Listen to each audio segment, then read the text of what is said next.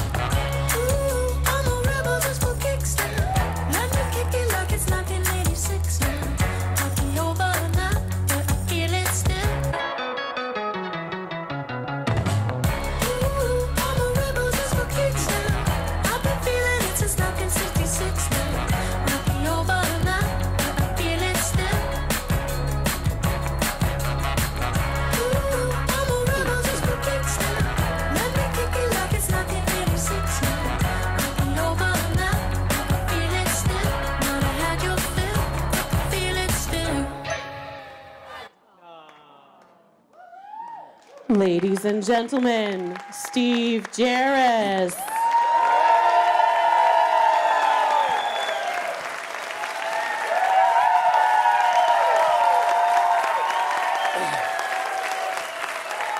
Hold on.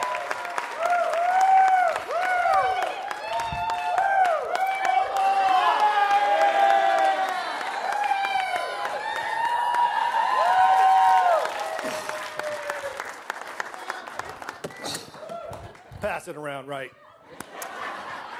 I can't believe you guys made it. I have to confess, I don't know what the hell I'm doing up here. People have been asking me, what's a one-man show? I don't know. Sounded good. If you know what a one-man show is, that would have been helpful 6 months ago. So tonight, just keep it to yourself. No one wants to hear your critique. Because what is important is that today is my 50th birthday. Yeah! It's, I know it's been a long, hard road, which that's not true. There are some people that have lived that lifestyle where you say, God, I didn't think you'd make it this far. That's not me.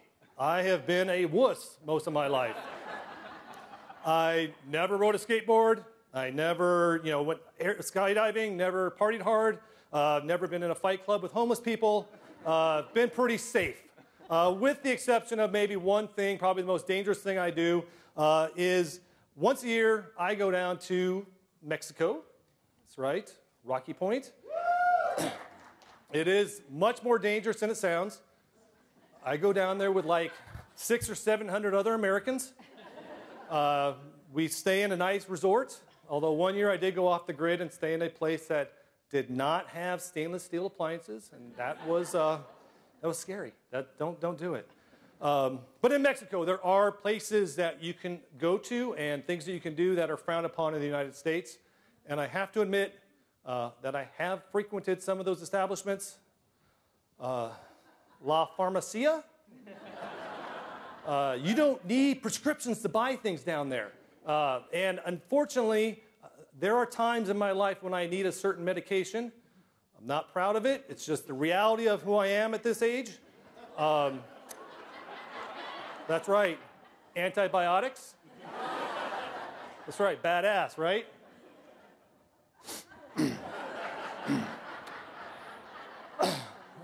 I actually have friends who think that's crazy. They're like, oh my God, that is so stupid. That's so dangerous. And I don't care. I mean, what's the worst that can happen? I have a sinus infection for another week. It doesn't matter to me. I can't go on any further without introducing the person most responsible for tonight.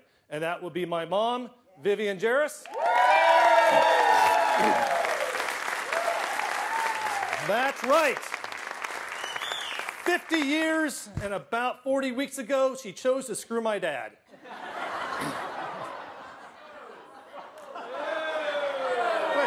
Wait.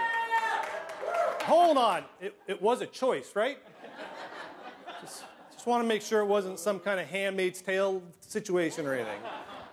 You know, everybody wants to assume that they're the product of a loving moment between two people, and the reality is that somebody in here was the product of a drunken New Year's Eve night. Or a three-way in the back of a minivan. Mistaken identity. That's happened. That's... Oh, you're not Tina, are you? Ooh, sorry. Our whole existence comes down to two people choosing to bump uglies.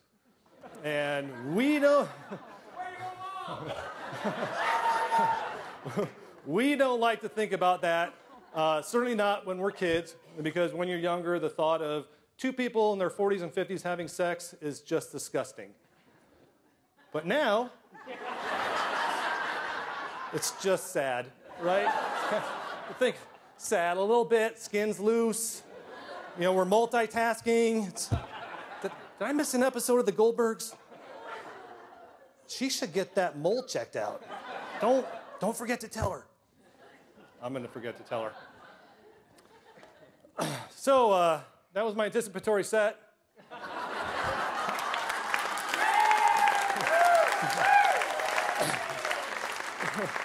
For those of you who are not educators, that's the part of a lesson plan that sets the stage for what's to come. It is the hook for the night. And tonight, it's the part where you question whether you should have attended tonight. So, keeping with the educational theme, I do have some measurable outcomes. There are some things that I've written that I don't think you're going to laugh at. I think they're funny, but I'll get no response whatsoever. That could realistically be like 20, 30 times tonight. My goal is 4 times. No more than 4. And if it happens, I will come over here and mark it up, and we'll keep track of it together. The goal is laughter. There's also the other end of it, which is good too. Moans, groans, throwing things, boos.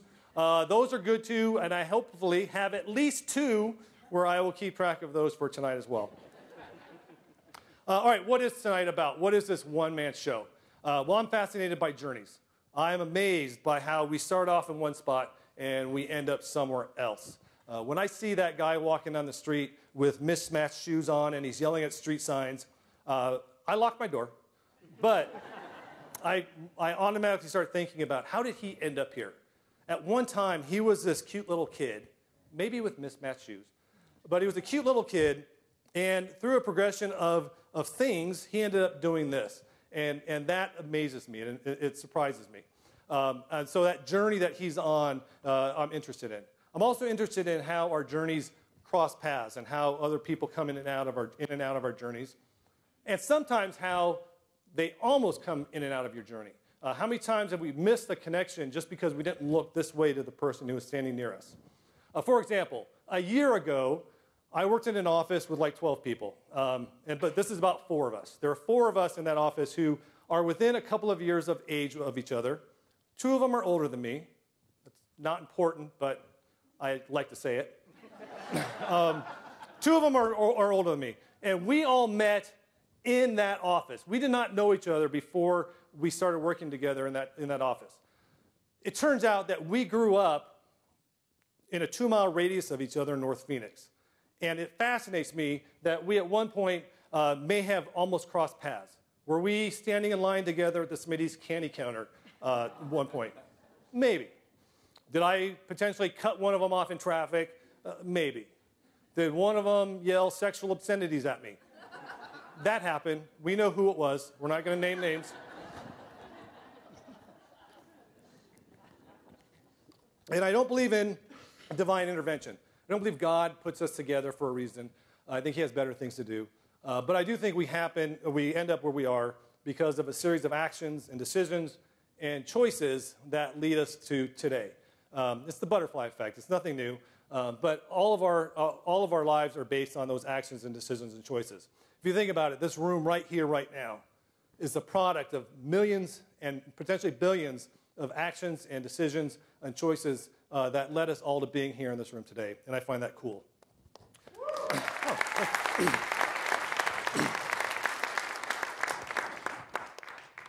So tonight is about my journey.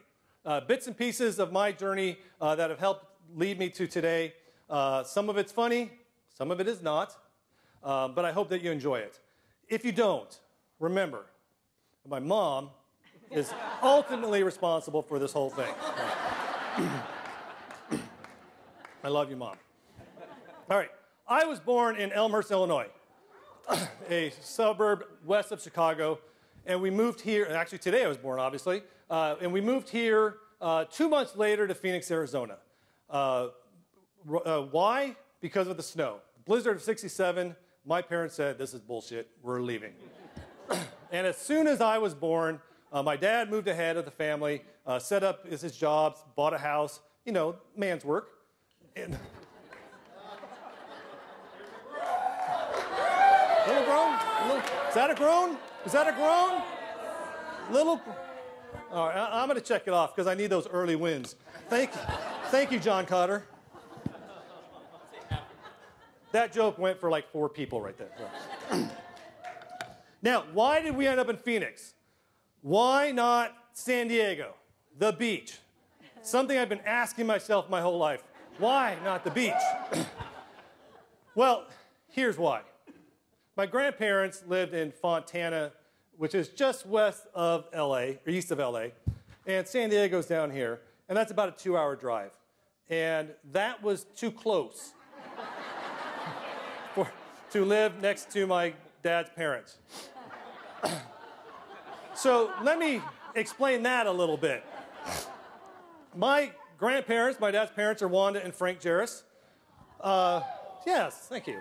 My grandfather was a construction guy. He's a builder. He built houses. He bought and flipped houses. That's what he did his whole life. My grandmother was just a workhorse. She was up at 5 a.m., took 2 scheduled 10-minute breaks, cooked dinner, cooked lunch. She just worked all day. And when we went to visit, it was not always the most relaxing time. There was a lot of work being done and a lot of bickering. I remember playing cards with my grandfather and my younger brother. We loved doing that all the time. And my grandfather called out, "Hey, Ma, what time is it?" And she replied, "What do I look like, a clock?" And even at the age of 10, I'm like, you're standing next to the only clock in the house, so how about you tell him what time it is? But perhaps this story will explain a little bit more. Later on, after my grandfather had passed, my grandmother came to visit for my brother's graduation from ASU. And that meant we had to clean our house. Now, the Jarris household was not the cleanest household. We were not hoarders. Not hoarders at all. Hoarders are more honest. Here's our stuff. We were good at shoving things in cabinets and stuff. So that's what I did. I cleaned my room, I picked up my laundry, straightened up my desk, and I shoved a whole bunch of stuff under my bed because who comes to someone's house and looks under the bed? Wanda Jarris does. That's who. Wanda Jarris does. So I came home that day, excited to go to my brother's graduation, and there's my grandmother folding laundry, and she starts complaining. I've never seen so much junk. I don't know how you boys live like this. All that stuff under your bed.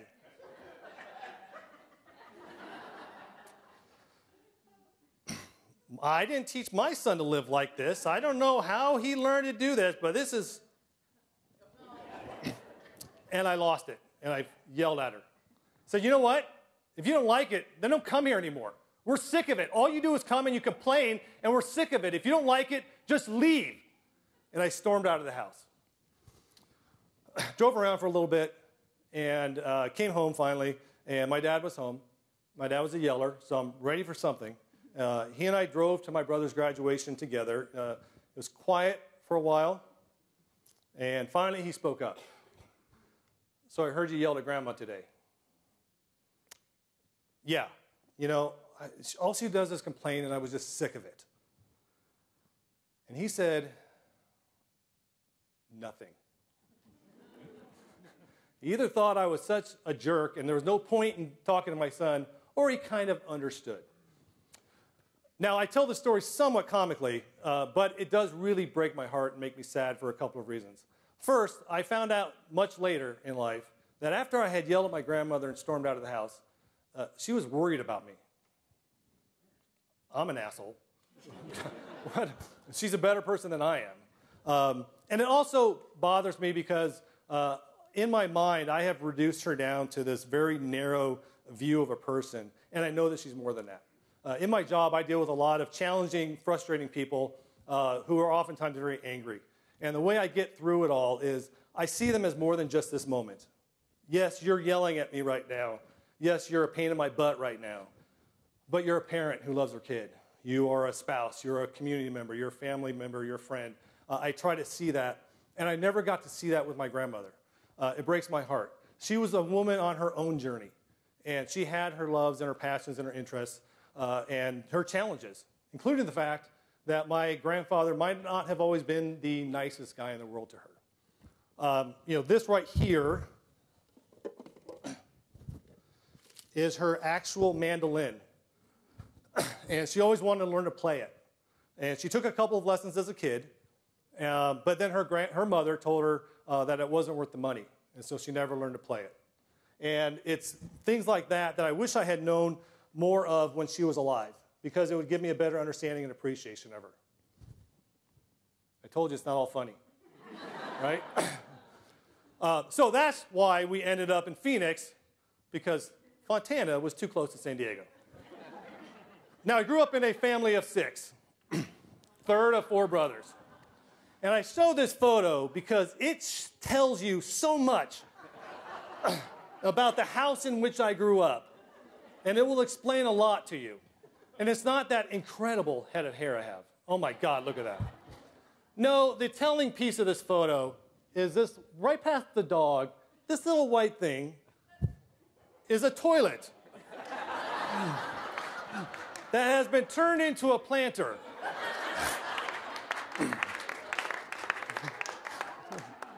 Why? Well, because my mom was the original repurposer. Don't throw it away, do something with it, right?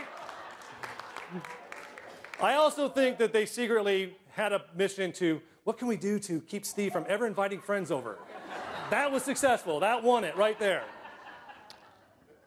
So my parents are Frank and Vivian Jarris. Yes. They met in pharmacy school in Chicago, and they were a fascinating couple. My dad is Frank Jarris. I'm too far away from the computer. My dad was a very social, outgoing guy. He was known to love a party from time to time. He may or may not have repeated freshman year of college due to that fact. He did a lot of the typical dad stuff. He had his group of friends that he went bowling with and golfing with and fishing with, countless stories about plugs and boats and cars being submerged, and they always had a great time. But my dad was a really social people person. He just got along really well with people. They loved working with him. They loved working for him. He listened, and he engaged with them and took care and concern for them. And as a pharmacist, that led naturally a lot into his job. His customers loved him. His customers really enjoyed the opportunity to, when he took care of them and listening. I can't tell you how many times I went into the store as work to see him kind of leaning against the counter and talking and laughing with a customer. They pretty much all loved him, except for one. My dad worked in a pharmacy his whole life, and so he saw people coming and going and sick, and at the early stages, coming in with broken arms to get it fixed, because that's how they perceived the pharmacist at the time. He felt you should have a positive message in your day if you're taking medicine. So for decades, he typed at the bottom of his labels, "Have a nice day." Did it every time. Until a customer came in who was in a bad mood. She was cranky and rude, and she thought that my dad was being sarcastic. And so she complained to his boss, and he was told to stop doing this. It broke his heart, and I think it diminished some of the love he had for his job. And it's been a reminder to me, I use this as a reminder all the time, to not let the assholes of the world ruin my day and what I love about life. Thank you. My mom, Vivian Jarris, in high school, they called her Sunny Viv for her pleasant, positive outlook on life. I see it as quirky. My mom's the original quirky girl. She has a great sense of humor, and she loves clever. And that results in some very interesting, funny ideas, like turning a toilet into a planter. My favorite thing, though, is at Christmas time, there was a series of years there where she thought that since Christmas is celebrating the birth of Jesus, it would be really appropriate to sing Happy Birthday to Jesus. And what better cake for Jesus than angel food cake? And I know it's adorable to think of these little kids sitting around singing Happy Birthday to Jesus. We started this when I was in my late 20s.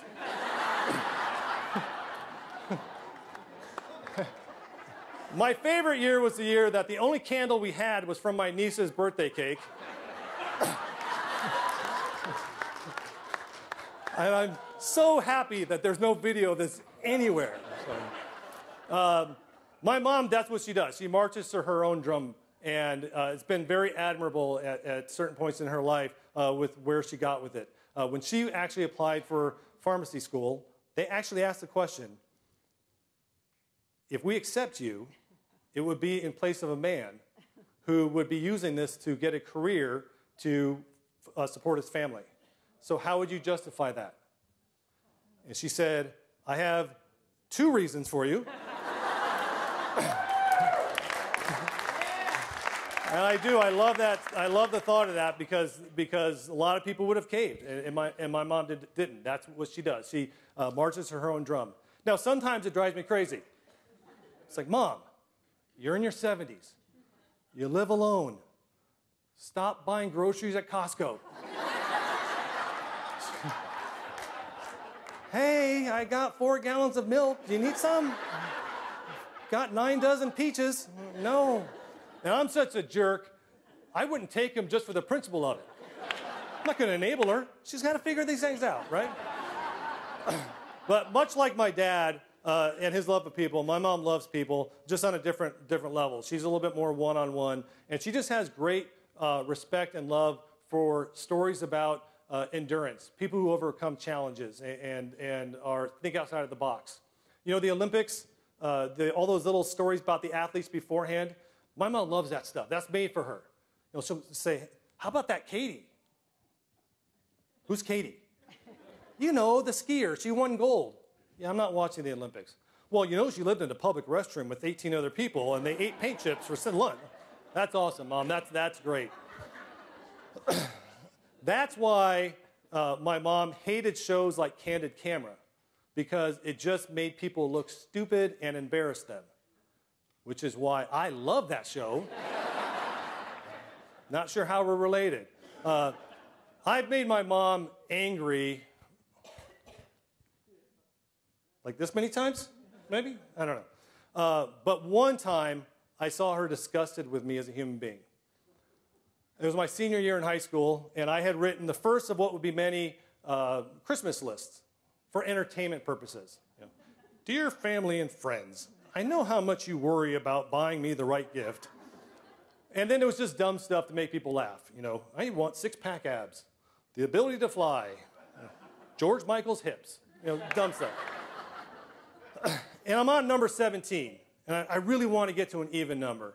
So I looked at my buddy Paul, and I said, hey, Paul, help me out here. What else should I put on here? And that was my mistake. Barry Goldwater, everyone remembers Barry Goldwater, former senator, great guy, does not deserve what I'm about to tell at all. His wife, Peg Goldwater, also a great human being, also does not deserve this. She had actually just passed away. She had circulation issues, and her leg had been amputated, and then she ended up passing away. I said, Paul, what else should I put on this list? Peg Goldwater's leg.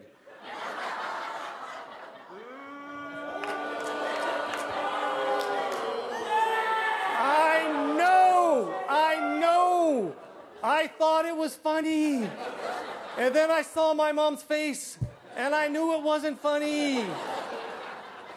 She did not say a word to me. She took out a piece of paper and wrote her first will and left me out of it. It was not good. It was not good. So, my parents, though, are interesting. They're like the original, they're like the yin and yang of optimism and pessimism. My dad loved buying stuff. Newest toys, it was his. You know, VCRs, video cameras, video games, he bought it. And he also loved investing money, not in a positive way. He always went the other direction. One of the things that he did to invest money was he and his buddy Herb bought a truck, a semi-truck. I have no idea what my dad knew about trucking, but they bought a truck. This was their business motto.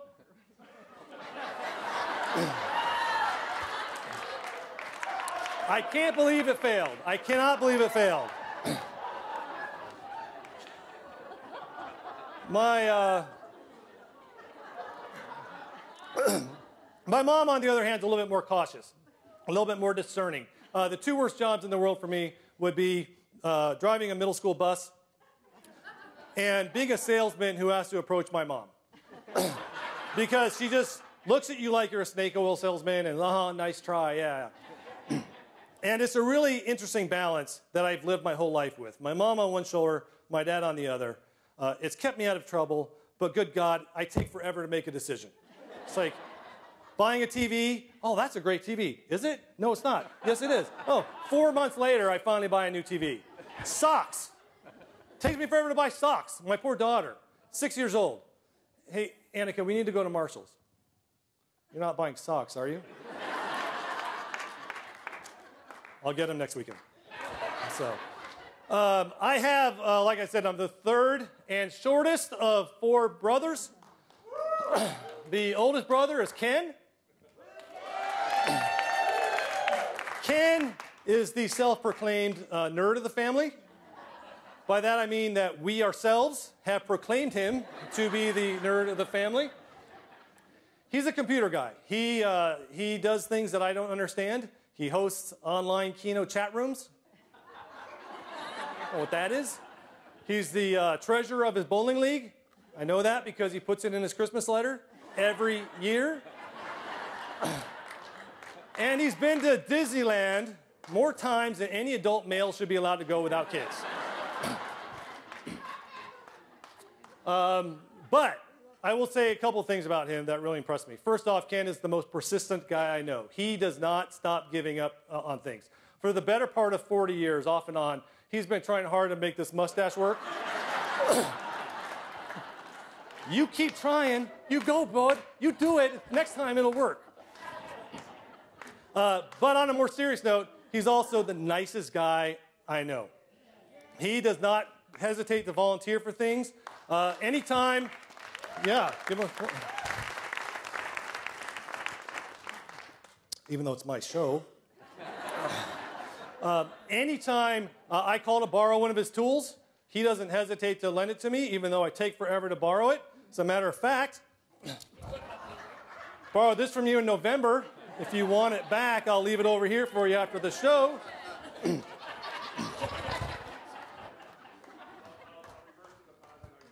Awesome. Thank you. He also is a computer guy, as I said, and he is more than willing to help out anybody who ever has a computer question. He loves that stuff. As a matter of fact, here's his phone number. He's available 24/7, any time of the day. His wife is going to be so mad at me for not including her. Here's her number. Call her just to say hi.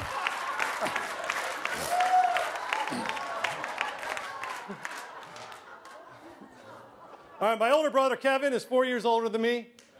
He's had a love-hate relationship with him growing up. He was a bit of a bully around the house, but I was the one, we had the most in common together. We were most alike. And he used to give me a lot of things. He used to teach me a lot of things. For example, when I was in about 6th grade, he told me that I should keep my fingernails short and clean because that's how the girls preferred it.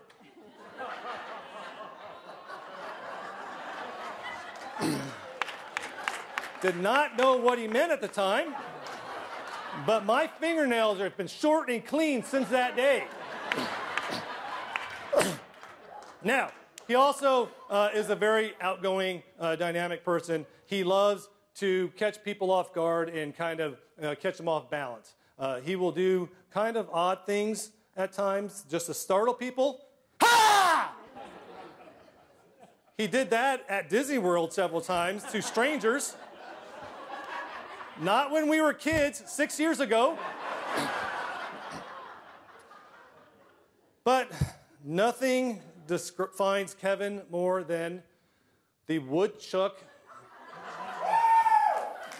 song theory. Everyone knows the phrase, how much wood would a woodchuck chuck if woodchuck could chuck wood? My brother believes that that could be sung to the tune of any song ever written. For example, the Star-Spangled Banner. Oh, how much wood would a woodchuck chuck if a woodchuck could chuck wood? How much wood would a woodchuck chuck if a woodchuck could chuck wood? Oh, how much wood would a woodchuck? You got it, you got it. And it is. It was funny for me for the first year. But everyone found it funny. My ex-wife found it funny. It's actually number 12 on our list of reasons why we got divorced.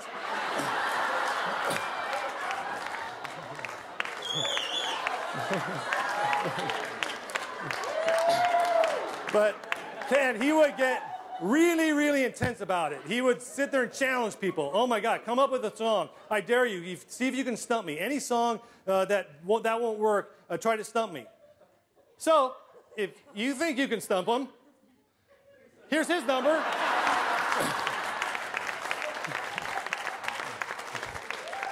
Now, he lives in Chicago, so you can ignore the time change, all right?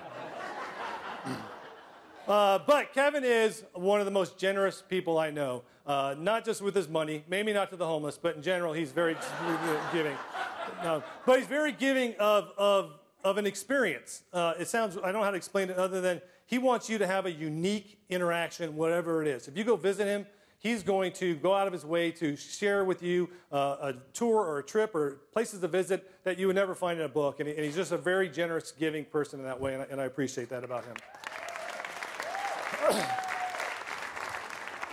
Now, Mike is my Irish twin. He's 11 months younger than me. He's the abused one. He took it in every way that you can. He grew up with 3 brothers who loved school. We were really good academically. We loved the social life. And Mike's an introvert who hates math. So for 13 years, he had to listen to, "You're Steve's brother? Oh, I know Kevin." He's like, "I don't care. Shut up. Leave me alone." And I would make it worse I didn't want him to feel left out. So every time he's around my friends, "Hey, did you guys say hey to my brother? Say hi to my brother." Everyone say hi to Mike. "Hi, Mike." There we go. And at home, of course, we did the brother things to him. Kevin, I remember, you know those hand Dremel tools, the little power saw that whips around? "Mike, I'm going to cut just one hair." And God, honest to God, that was the intent, right? But we didn't realize that the power was going to whip up a whole bunch of hair, and Mike's the only third grader with a bald spot. Now, my favorite thing to do to him was at night. We shared a bedroom, and I would wait for the lights to go out, and I'd wait about 10 minutes.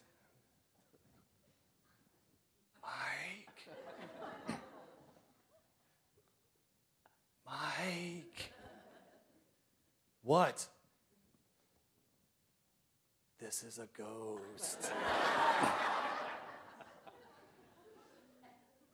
Give Steve all your money. Mike, shut the fuck up! And then I would be an idiot and play like, what, did you hear something? Now, people, what I admire about Mike, what people have said that I'm courageous for getting up here and doing this. No, Mike spent 6 years of his life in the Navy, and that is courageous and awesome.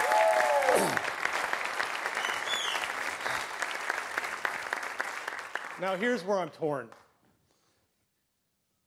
I gave out my other brother's phone numbers. And I don't want Mike to feel left out, but he's been abused enough. So here's half his phone number. You guys can figure out what to do with that, right?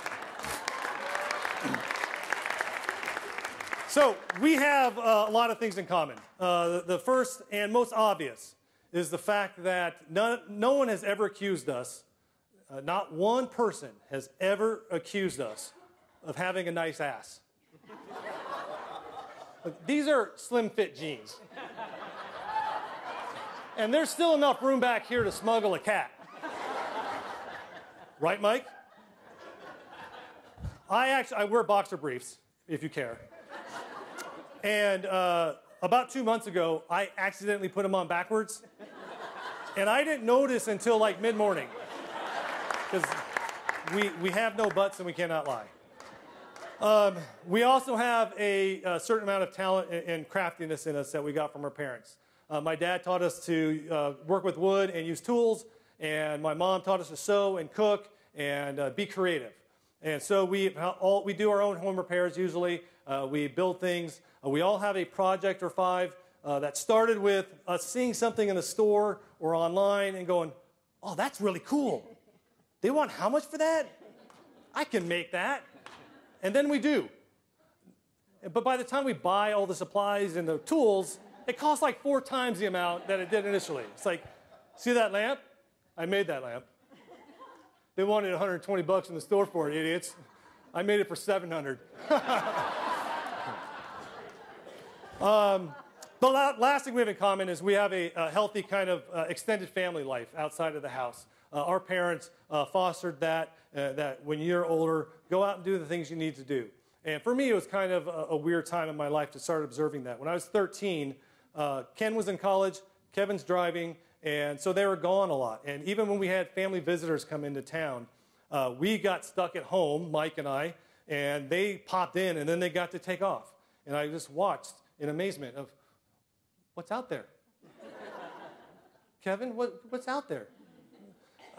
So a milestone in my life was my first car.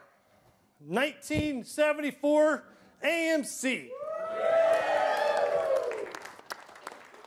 This thing was amazing. When you talk about the ability to stop on a dime, this car did not do that. I had to plan my stops like 6 blocks away and hope that I was not going to kill somebody. And the only thing that kept me from killing anybody was the fact that after about 6 months, I had ignored an oil leak. The engine seized up, and I had to sell the thing for parts. But it was a glorious 6 months. You know, when you're a little kid, you're never really in control of your life. But when you have 3 brothers, you're really not in control of your life. You're being dragged everywhere. You're fighting over shotgun, what music we're listening to. And I got to do what I wanted to do. I was always in the front seat. And I got to listen to whatever I wanted to, kind of. It was an AM-only radio, 1 station, and every 3rd song was Wake Me Up Before You Go Go. But it was mine, and I was in control, and I loved it. And I still love driving. People make fun of me for how much I drive. I'll go to the store 6 times. I don't care. I'll meet you wherever. There are people, I know a lot of people who don't want to get into their car. I'm always in my car. And it's actually been therapeutic for me at certain times in my life. Right after I got divorced, I moved out and lived with my mom while we figured out what was going on. And that was fantastic. And, you know, my mom and I, it was great for her and us to get together and talk and reconnect. Got to get back in the wheel, though, right? But then we decided I was going to keep the house. And so I moved back in. And it was horrible. I had all my furniture. I had my stuff. But it was empty. And when my daughter wasn't there, I didn't want to be there. I couldn't stick around there. In times like that, you should have family and friends that you can confide in. I did not. It's not that I didn't. I didn't know how to use them. My counselor would later help me realize that I have a hard time trusting people and that I don't believe that they're really looking out for me. So I do a really, really good job of keeping people close, but not too close. And so instead of reaching out to people, I just drove. I just drove wherever I could. Sometimes I drive to my house where I grew up, and I would try to trace my journey and figure out how I ended up in this horrible spot. But other times I just drove and nowhere. I'd get on the 10, go west, until it was time to turn around and go east. And it was lonely. It hurt. I don't mind being alone, but that was lonely. And what helped me, it's kind of odd because I'm not overly religious, but I pictured somebody in the car with me.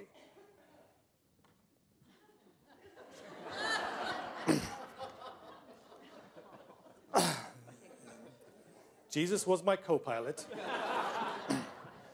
And it helped me in that it gave me someone to talk to. I don't get this.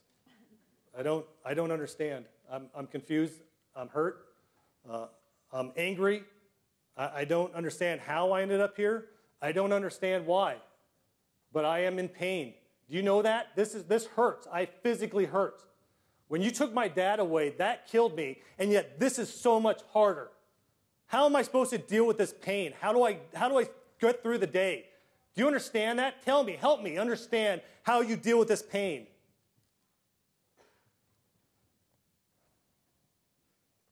No, yeah, you're right. No, that would hurt too. I mean, they put the nails right through, right? For me, rock bottom is when you realize that it could be worse. That's for me. Maybe not for you, but maybe. No, that'd be a good social experiment tonight. Anytime your spouse is, the next time they're really, really upset, just say, well, at least you're not being crucified. Tell me how that goes. Send me a text. Just thumbs up, thumbs down. I'll know what you're talking about. I'll know what you're talking about. What's interesting is that I love driving so much, I find opportunities to do it. I've been driving for Uber for a couple of years. No, I'm not driving you home. Uber is perfect for me because it combines two of my favorite things. Driving and short-term relationships.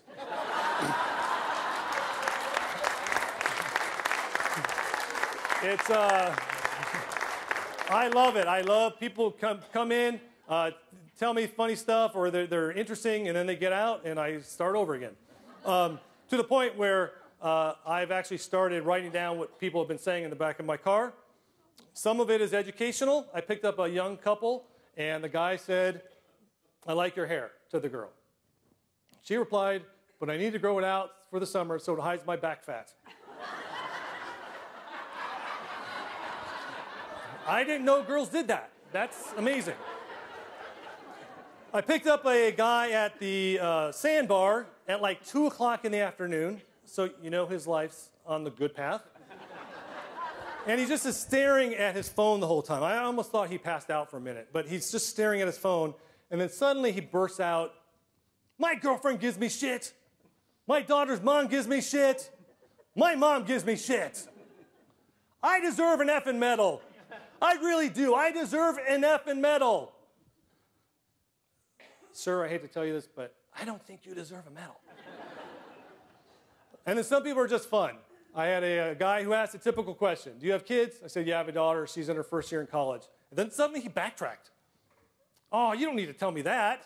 That's personal. Just tell me to F off. We ain't friends. I'm just getting a ride. Next time, just make something up. So I told him, okay, I have 12 kids.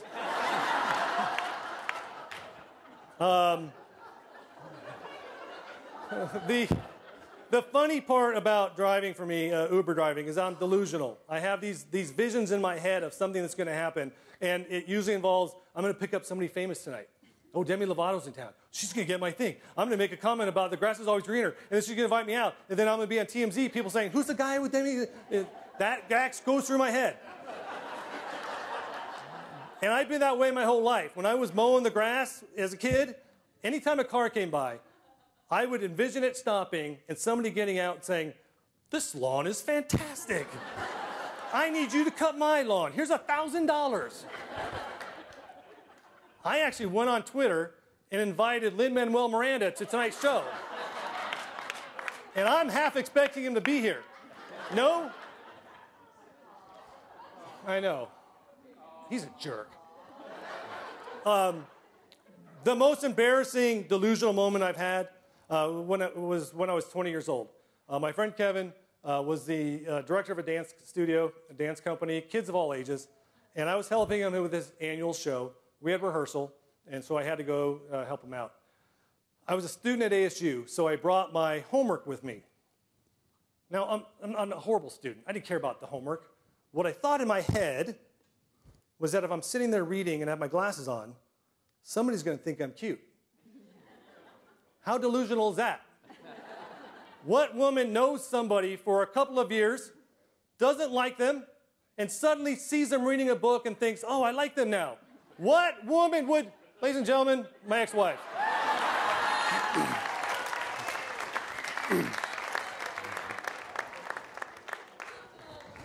That's a true story. We met in Shadow Mountain, the production of The Music Man, when I was a junior in high school and she was in 8th grade. This is a special photo right here because about 20 seconds before this photo, I grabbed her butt for the first time. That's right. I take ownership. Hashtag she did.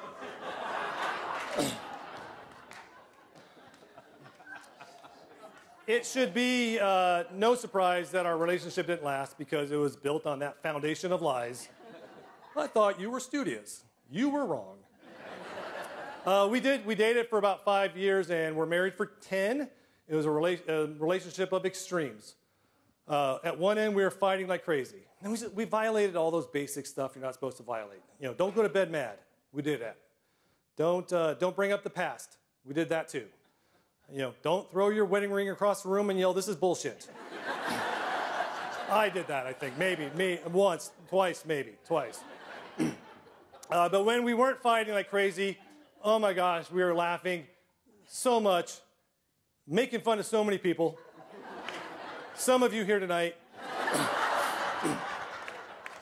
And she has said that that's probably the most appealing part about me was my sense of humor. So let that be a lesson to all the young men out there. You don't need rugged good looks. You don't need a lot of money. A good sense of humor will get you about 10 years of marriage. Then you might need the money. You might need it. You might need the money. To this day, she is one of my best friends, and I can't consider it, think of it any other way, because she gave me the absolute best thing in my life, being a dad. I have done a lot of things in my life. I've been a lifeguard, I've been a principal, a teacher, a husband, a boyfriend, somebody's booty call. None of that compares to being known as Annika's dad. It has been so much fun watching her grow and develop. And being a parent is just awesome. I've been blessed that my job allows me the opportunity to be at a lot of events, so I've had a chance to see it. You know, being a parent is having a kid is a lot like, each parent is a garden center. You just randomly grab some seeds out of both, you throw them in a hole, and you start waiting to see what grows, right? Like, oh, God, oh, look, I think she has my pansies. Oh, look, there's my geraniums. Oh, there's her mom's gardenias. Right. But it's been so much fun. And what I've really, two things that have really stood out that I appreciate about my daughter. First, she's got an amazing sense of humor.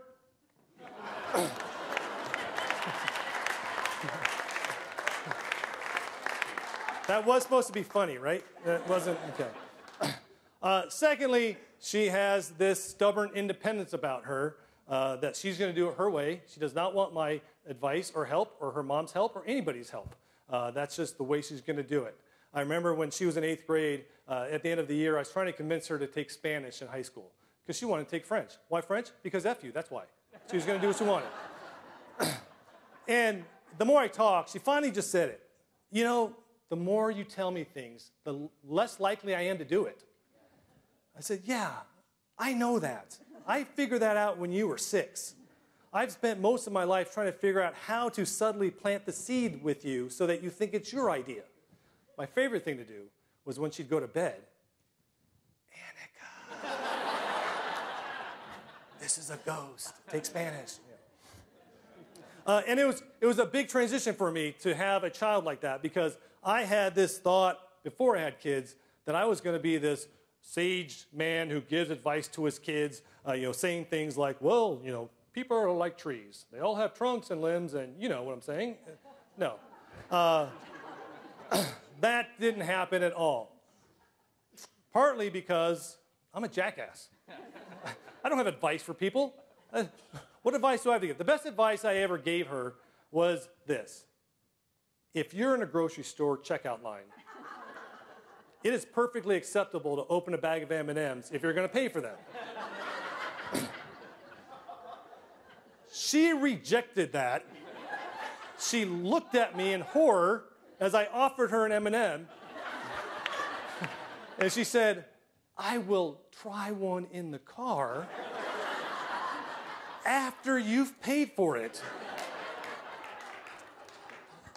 Well, let me tell you this too. You're the reason why your mom and I got divorced.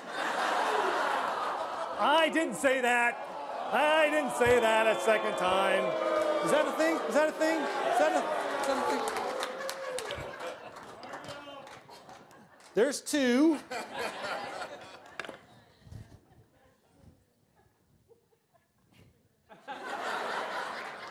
I bought a Party City thing and it popped earlier, so that's all I have left. So. The other thing about this is Annika knows I'm a jackass. She looks at me all the time and it's just there. Most little kids, their favorite question is, why? Why? Why? Why do I have to do that? Why this? Annika's favorite question, why are you doing that? Why are you dressed as Janet Napolitano? Why are you doing a one-man show? Why? Little things, too, that had her questioning my sanity. Christmas cards. Most parents just dote over their kids. Here's a bunch of photos of my kid looking cute. I thought it would be clever if we recreated works of art. Right? And the one year that I did a traditional Christmas card with family looking cute, it was me with someone else's family.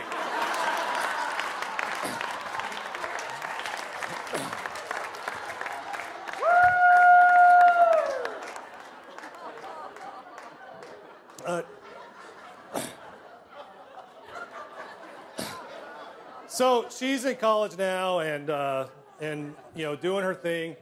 Changes my life. I have to start re-examining how I'm spending my time, and obviously a big part of that is your health. Things start falling apart, and you have to take care of yourself. Begins, I think, around the age of 40, 45. God flicks you in the back of the head, and suddenly you can't read a menu, right? And so you have to pull out the readers. And these are just horrible. The granny glasses. And if that name isn't bad enough, it's demoralizing to need these. I've heard this from people. This is not my own experience. It's horrible when you need these to look at porn. Without them, it's like you're 12 again looking at scrambled HBO at 1 a.m. going, what? That's what I've heard. That's what I've heard from people. Of course, there's some much more serious things for men. The prostate check is a huge thing, prostate cancer. Prostate cancer is obviously horrible, followed in a close second by the prostate exam, which I had done at the age of 40. Because if you remember at that time, they told you, every man needs to get this done at the age of 40 and every year thereafter. Every man. And then, honest to God, as I walked out of the doctor's office, the new report came out saying, well, not every man. Just, right? Like, oh, so I'm there in the doctor's office.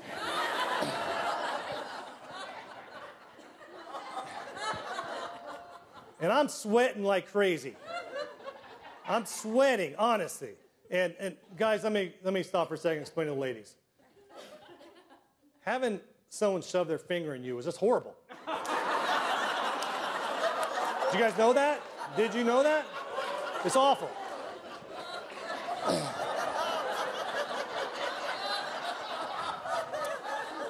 So, I'm sweating. And he, is checking, and I have to say I love this guy because his fingernails were short.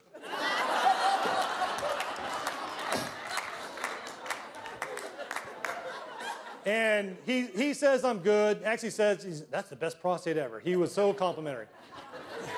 Gives me a tissue, and I'm like, oh, thank God, this is over. Oh. Then it was sometime about the elevator when I realized the tissue wasn't for my face. So I know better next time, right? Of course, there are other things to worry about. For me, probably what I am most worried about as I get older is getting GOM disease. GOM? Grumpy old man? It's a thing. It's in WebMD. It's like 3 in 5 guys are going to get it by their 80. It's a horrible mess. You're cranky. You're rude to people. It's just not good. I'm particularly worried about it because I have presented symptoms of early onset GOM. And that's especially dangerous because it's often ignored. There are people out there like my family who mistakenly identify it as the much more common being an asshole. But it's not. WebMD tells you that it is very clearly a medical condition, not an asshole. Probably my first experience with early onset GOM was when I was 30. Annika had just been born December 1st, so it's Christmas time. And we put out the little sign that said, baby sleeping, which is dumb because the baby can't really hear a doorbell. Come on. But it makes you feel important as a parent. And it's a time for Christmas caroling. And Christmas caroling, generally speaking, is just horrible, right? I mean, it's good for about 10 seconds, but then it becomes a weird staring contest between people. And it really is kind of a sinister way to murder somebody. It's like, hey, 5 golden rings, and they pull out a knife and they're attacking you. So it's dangerous too. In our neighborhood, we had some people who took a different approach to it, and on the surface it made sense.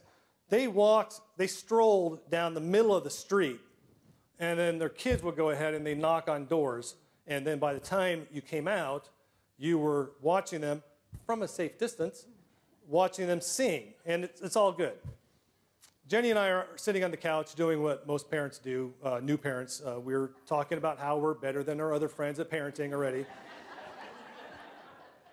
And these kids didn't knock. They pounded on the door. And if jumping off your couch and running to the front door were an Olympic sport, I would have meddled because I was out there. And I jumped out there. And I stood and watched these idiots going down the street. And the one guy must have felt my presence. And he said, "What? Did he just what me? That guy just, oh yeah?"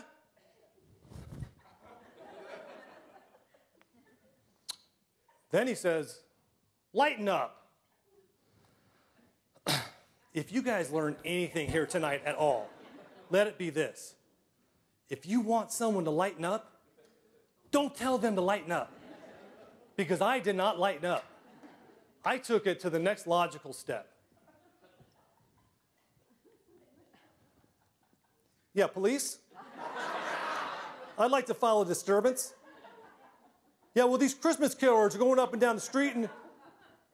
"Yeah, they're Christmas carolers." Well, they're pounding on the door, and we had the sign, and..." At this time, I'm realizing that they don't care that much, so I need to up the ante. "Well, I'm pretty sure they're drunk, too."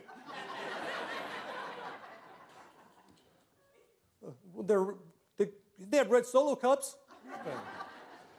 Needless to say, they did not show up. And needless to say, I think we're all in agreement. Early onset. GOM, right? So I do try to take care of myself, not just for health reasons. I am single, and so, you have to look good, and so I try to take care of myself. The problem with that is that I hate going to the gym. The moment I walk foot in the door, it's horrible because there's that kid in the skinny jeans who checks you in, and he says, "Enjoy your workout." Screw you. I don't enjoy my workout. I don't enjoy my workout. No one enjoys their workout. I enjoy finishing my workout, which is why I spend most of my time trying to figure out if I've been there long enough to justify going home. I'm going to the gym for an hour. 31 minutes rounds up to an hour. I'm going home. Actually, joining the gym is a lot like dating for me. When you first join the gym, you're all in. 4 days a week, 5 days a week. When you're not at the gym, you're planning for what you're going to do at the gym, and you're like, "This is what I needed. This is changing my life. This is going to be forever." Then about week 3, you're sitting on the couch, watching Law & Order reruns, eating nachos. The gym calls. "Hey, you want to get together?" I've used all the equipment. I know what's going to happen. I don't need to do that. I'm just going to stay home. So I have to find ways to get out and do things. So I have friends who have turned me on to cycling, which is also horrible. But I do it. I try it. The good thing, what's supposed to be good about cycling is the group mentality, right? If other people are out there, this is backwards. If other people are out there, they're waiting for you, you're more likely to show up because you don't want to disappoint them. I don't mind disappointing people.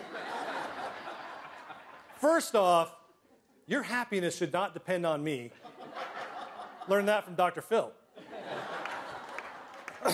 Secondly, I think that letting people down is grossly underrated. Do you know how easy life is if people have low expectations for you? "Hey, we have a lot of work to do. Who should we call?" They're not calling me. It's easy. But I go out and I do it, and I try. And then my friends, it kills me because I'm out there riding, and they try to talk to me. I'm like, "What?" All I can hear are aneurysms popping in my head like fireworks. But I try to keep up. I try to stay with the pack. And this is how a typical bike ride goes for me. Every Thanksgiving morning, there's a bike ride from Central and Camelback up down Central to the top of South Mountain and back. It's about a 34-mile bike ride. About 75 to 100 people show up every year, and I'm right there. And in the beginning of it, I start out in the middle of the pack, and I'm feeling really good. I'm riding, and this is great. And I'm staying with the pack because it's a slight downhill, down Central. So I've got momentum. I'm good. I'm passing people. I'm like, this is the year I'm going to just get to the top first. Demi Lovato's going to be up there. And so I'm riding. And then we hit I-17. And it's a steady, slow incline up, and the pack starts to separate, and the stronger riders are up front. But I'm with this group of about maybe 12 riders, and I'm staying with the group. Stay with the group, see, that's all that matters. Stay with this group. And then we hit a red light, and we have to stop. And I know that this is the key moment. When that light turns green, I got to go, or I'm going to be left behind. So I'm looking for a way to motivate myself. How do I stay with, go, Steve, go. How do I do this? And I noticed like 4 bikes up, a woman who could be attractive. I'm going to pretend in my head that she looks like Jennifer Lawrence. But she could be, stay with her. She could be the one, Steve. She could be the one. Everyone's going to say, how did you guys meet each other? Oh, he was in the pack, and he kept up. It was great. It's going to be a great story. Stay with him. So, lights getting ready to turn green. Lights getting ready. Go, Steve. Go, go. Shit, they're already 20 yards ahead of me. So now I have like 5 seconds to make a big decision. I can go all out and catch up, or I can wait for the group behind me, and I'll go with that group. But I want to stay with them. I'm trying. Do I go? Do I go? What about the girl, Steve? She could be the one. Look, she's not the one. Let's say I do catch up. No woman has ever said, oh my God, I met this guy today. He looked like he was having a massive heart attack. But he was so hot. That's not happening. So what I decided to do is I'm just going to wait for the next group, and I'll just go a better pace with other riders.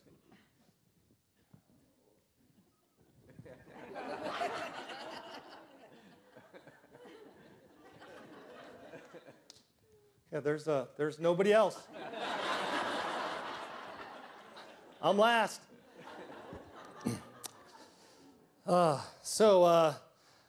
I'm okay with that. I can just sit here and go my own pace. I don't have to worry about slowing people down. I don't have to worry about catching up. And it almost becomes kind of spiritual for me, right? I start having these conversations and actually start connecting. Hey, God. It's me, Steve. Jairus. Yeah. I know I'm not supposed to ask for these things, but, I'm going to. I'm really appreciative of everything in my life, but I'm going to ask you for this, and I hope you can see it too, doing it for me. If it's at all possible, could you let this next car hit me? Just a little bit. I don't want to get hurt, but just enough to justify calling an Uber. Yes.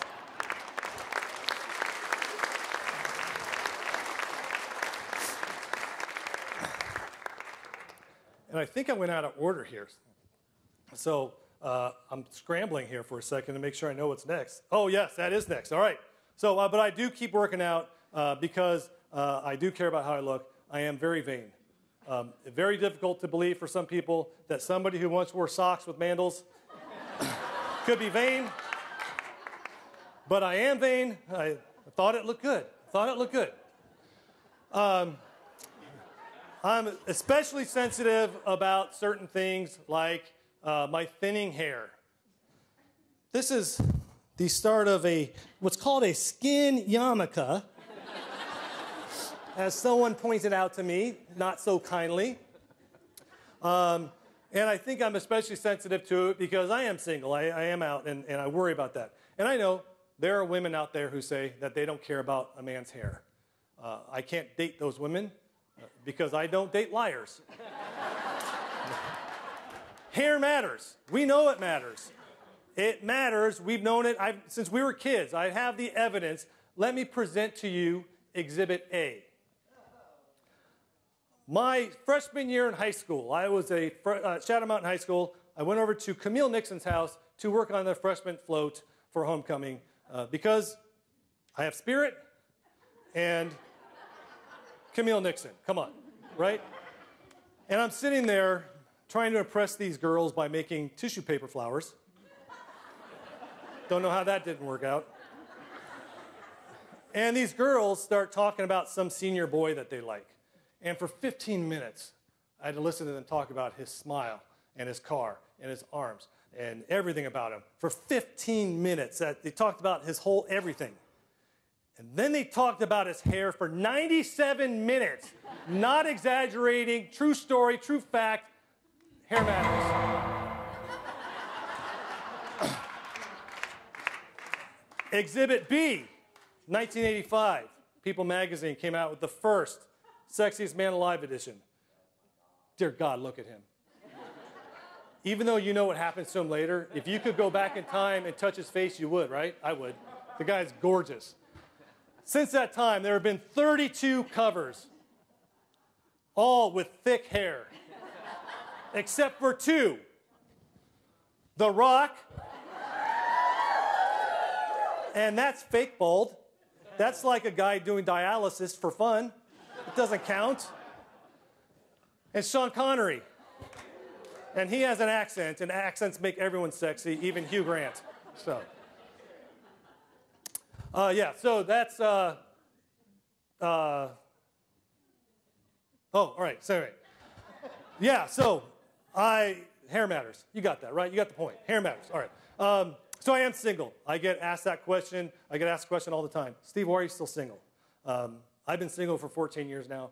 I've been asking myself that question, and it's a complex situation. If I were to answer it in the simplest term, it's because it's awesome. I can do what I want, when I want. Does anybody care if I use the table saw in the kitchen? No? Good. All right, I'm good. And people pretend like it doesn't, it's not appealing, but it is. I have plenty of friends and colleagues who say to me all the time, God, I wish I were single. I wish I could get out of this marriage. I don't know, this is horrible. That was the part of the show where I make your ride home really uncomfortable.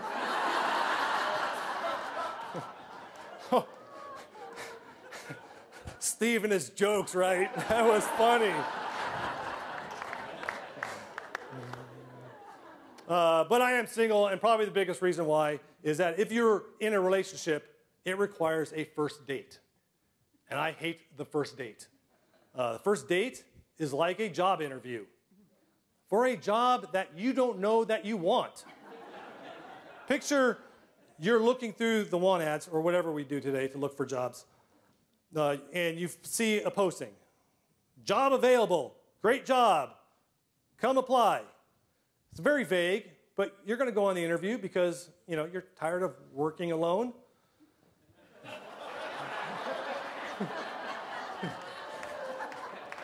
you get to the interview.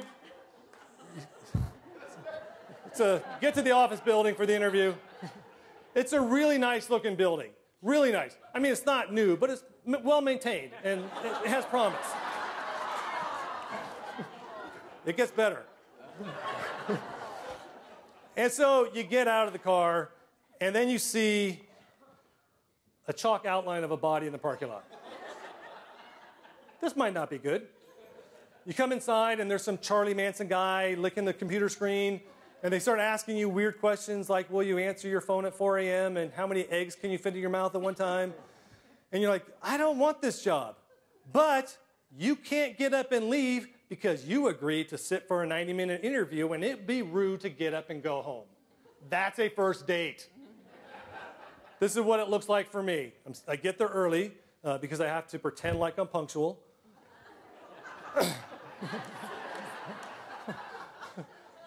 I see her walk in, and I'm like, oh, is she wearing Crocs?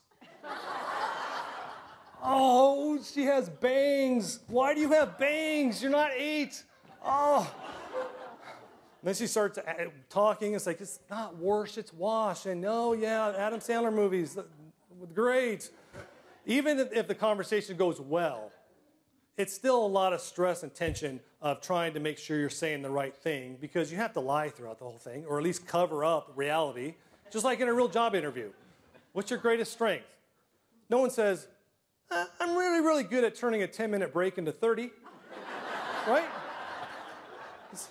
It's the same in an interview. It's the same in a first date. It's all about lies. And for those of you who don't believe me, I set out to prove this. 3 months ago, I went on a local dating site and created a profile based strictly on honesty. Plenty of fish. My profile name, nothing but the truth. Get ready. You have to put up a really good-looking photo. So, now I know that's not the best photo, but if you only care about my looks, you're too shallow. And I don't date shallow women, unless they're hot. And here was my profile. I've been divorced for 14 years, and my daughter's in college, so I'm used to doing what I want with my free time. I like it that way. I mean, I really, really like it. I'll spend 2 to 3 days giving you a lot of attention, and then I'll probably check out for the rest of the week. It's nothing personal, it's just my own dysfunction. I get irritated when my socks don't line up properly with my toes. I watch a lot of TV, so if you don't understand my Seinfeld references, stop reading now. George is getting upset.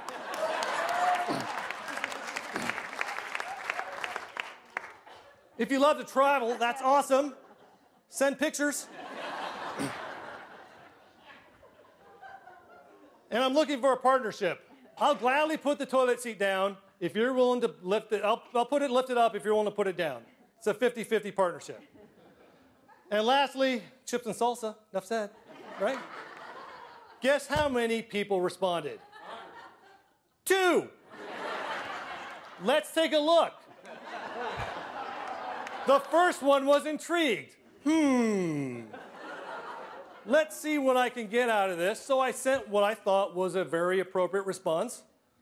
Thank you.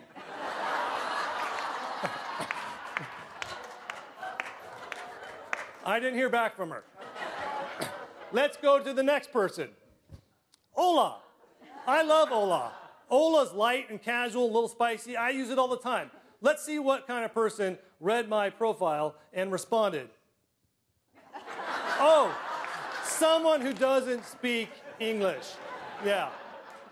You have to lie. Just if you learn anything tonight, it's you have to lie.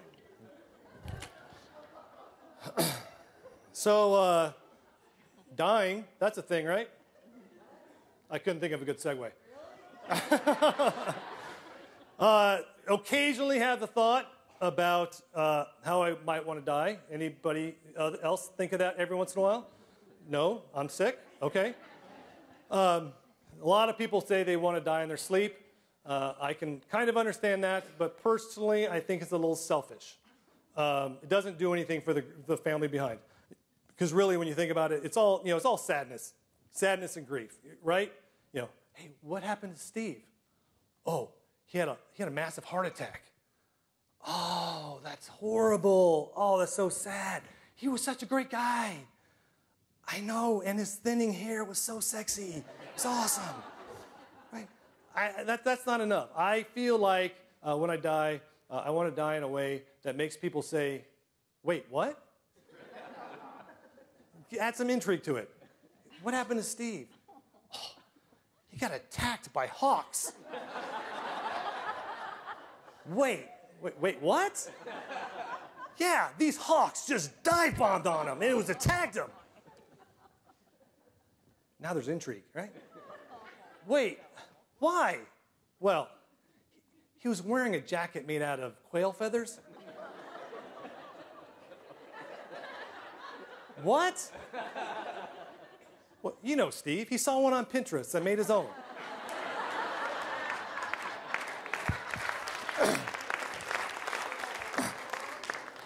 Oh my God, that is crazy. Wait a minute. Hawks can actually kill people? Well, not exactly.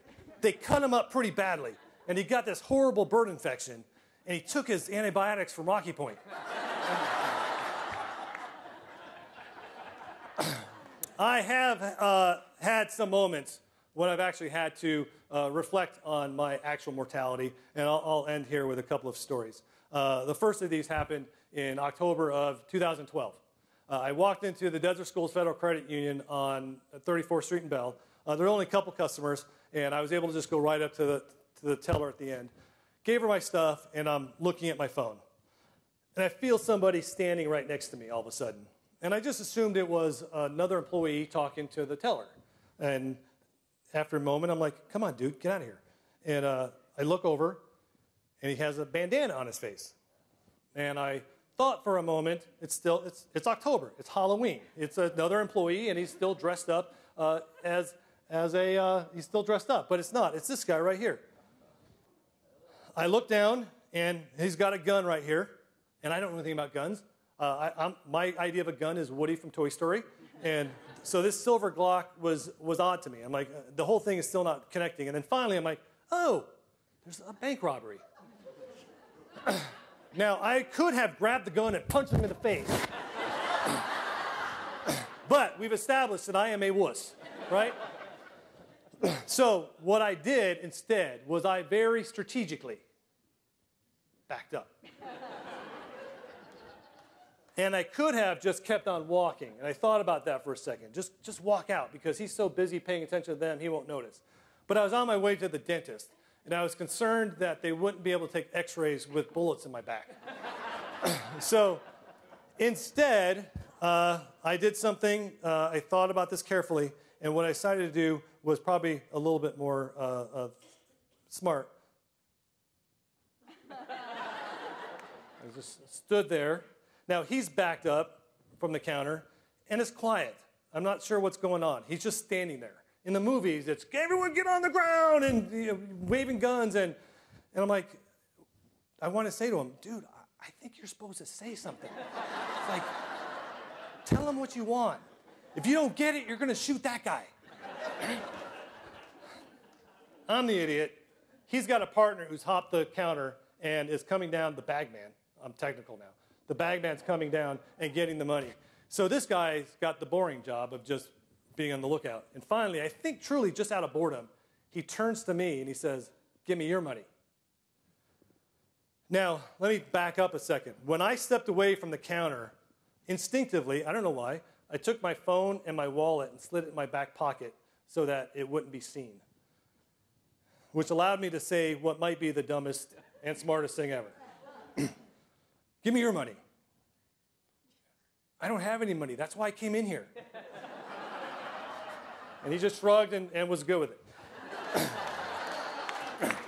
it. The partner came over and jumped the counter. They left. That's when it got a little crazy because they locked down the doors, and a woman and another customer starts screaming, "Dad, no!" Her dad's in the parking lot, and he carries a gun, and he started confronting them. Fortunately, it all worked out fine. The second story that I have to tell happened a few years later while I was principal of Sandpiper Elementary School. It was after school. I was on the phone with a parent, and I hear chatter in my office, and they mentioned calling 911. And so I hang up on the parent, and I go to see what's happening. Now, we had a night custodian crew who was a husband and wife team, Irma and Carlos. And they were an older couple from Guatemala, and we loved them to death. They spoke Spanish mostly, but we had a lot of Spanish-speaking teachers, so we had a chance to really know them and make them part of our family. And Carlos had a heart attack. I rushed to the room, and he still has the vacuum on his back, and he's leaning against the desk. And the teacher and I had to struggle to get him up. I mean, the guy was short and stocky, but he weighed a ton.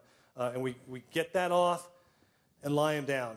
And here's where I start, panicking and freaking out a little bit. Because I'm like, shit, what do I do? Oh, my gosh, this is real. Carlos, can you hear me? Carlos, remember your training, Steve. Remember your training. And so I leaned down to check for his breath, and he did this. I'm like, that's right, Carlos. Come on, breathe, Carlos. Come on. That's not a breath. Turns out that's called a death rattle. It's an involuntary motion of a dying body. And I didn't know that at the time, so I mistakenly kept trying to talk to him. Carlos, come on. Now his wife is in the room.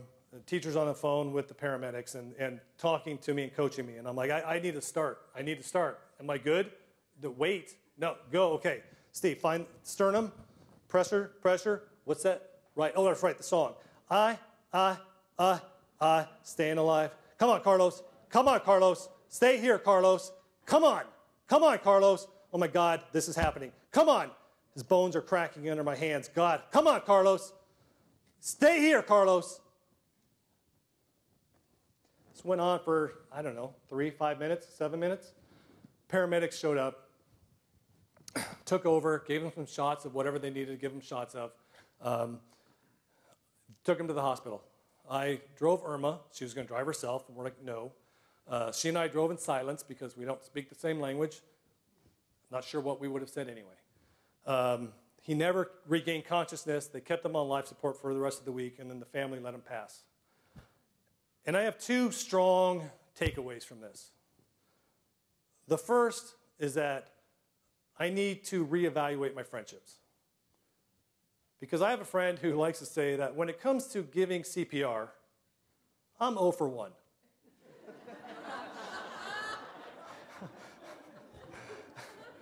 Actually, I have the right friends because I believe in finding humor in everything. But the second thing is the phone call. While this is all happening, Irma's on the phone with their daughter telling her what's going on. And automatically my mind went to, this could be me, and Annika could be getting that call. It's essentially the same call that my mom received on January 18th, 1994, when my dad didn't show up for work. It's the exact same phone call that I received that afternoon when my mom called me during my 7th period yearbook class to tell me that my dad didn't make it out of bed that morning. You know, as parents, we try our best to shield our kids from the horrors of life, the harsher realities of life. But you can't eliminate all those. And you can't eliminate that phone call. That phone call is as much a part of the cycle of life of everything else. You know, we're born, we learn to walk and talk and feed ourselves. We go to school where we learn to read and write and do math. You know, we make friends, we fall in and out of love, we get jobs, we get married, we have kids. We call the police on Christmas carolers. And then, somewhere down the road, somebody gets a call to say that your journey has come to an end. And I think at that moment, the most we can ask for and hope for is that amidst all the sadness and grief is the realization that it was a life well lived, that you did all the things that you wanted to do, you loved, you were filled with opportunity and joy, and that you don't have a lot of regrets. And that's what tonight was for me. I've had a lot of dumb ideas in my life. Trust me, you couldn't even handle all the things that come into my head. I've done some of them, and I thought this was a good opportunity as I enter the next part of my life to continue doing them and to make sure that I don't have a lot of regrets. I want to make sure that when that phone call comes, that I don't leave behind any unplayed mandolins. Oh, thank you. No. The challenge is that it's just so damn easy, right? To let things slip away from us. You know, that our responsibilities push aside our passions and our interests. And then when we get older, we start making excuses. You know, I don't have time for that. You know, I'm too old to learn something new. You know, I don't want to feel stupid. I don't want to look stupid. Well, if you've ever had something that you have felt that way about, I'm going to leave you with this one last little video. I hope you enjoy it. Hi, my name is Steve, and I have a confession to make. I am a horrible, horrible dancer. I just can't dance. Part of the problem is that I tend to move to the words, not the beat. I'm not even so sure I know what the beat is. And I tend to make a lot of weird faces when I'm dancing that are not appealing to anybody. But my problem is that I always wanted to dance. I've been around dancers. I have many friends who are dancers. And so I am going to make this commitment today to learn to dance. More specifically, I'm going to learn to dance one dance. I'm going to practice 5 days a week. I'm going to immerse myself in dance. I'm going to watch movies and learn from the internet. I'm going to then connect with some of my expert friends who can teach me some better moves. And then I'm going to unleash that one dance wherever it comes on, whether that's at a wedding, at a bar, at Banana Republic. That song comes on, I'm going to own it. So here we go.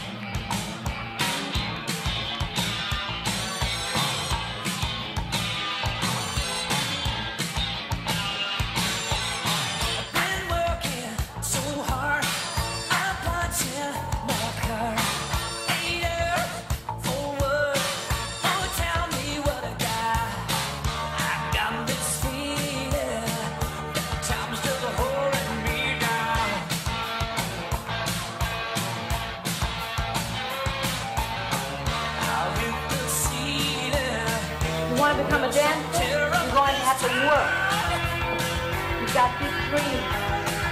One fame. Fame comes. Right here is where you start fame.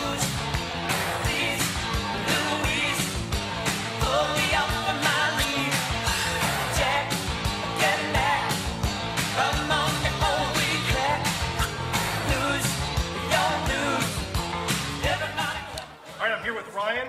He's going to help me get it to the next level. Can you help me? Yes, I've been helping people without rhythm since 1997.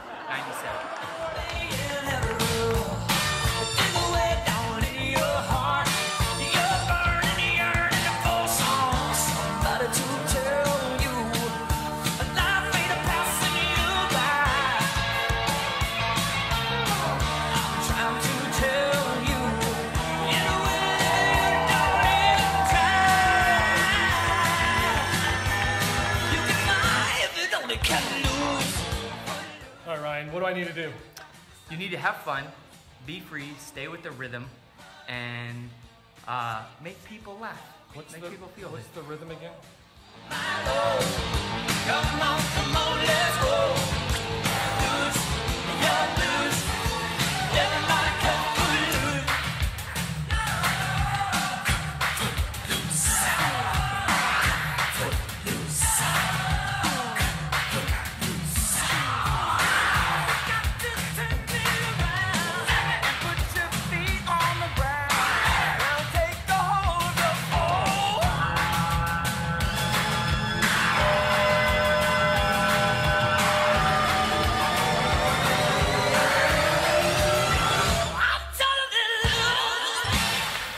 All right. I think I'm out of time. Are you ready for this? I'm not. But are you ready for this? All right, let's kick it.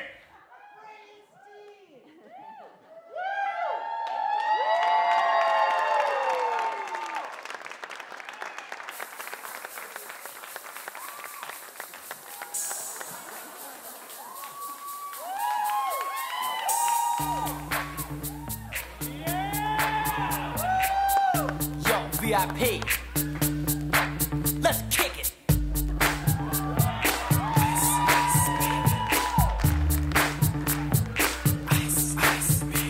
All right, stop, collaborate and listen.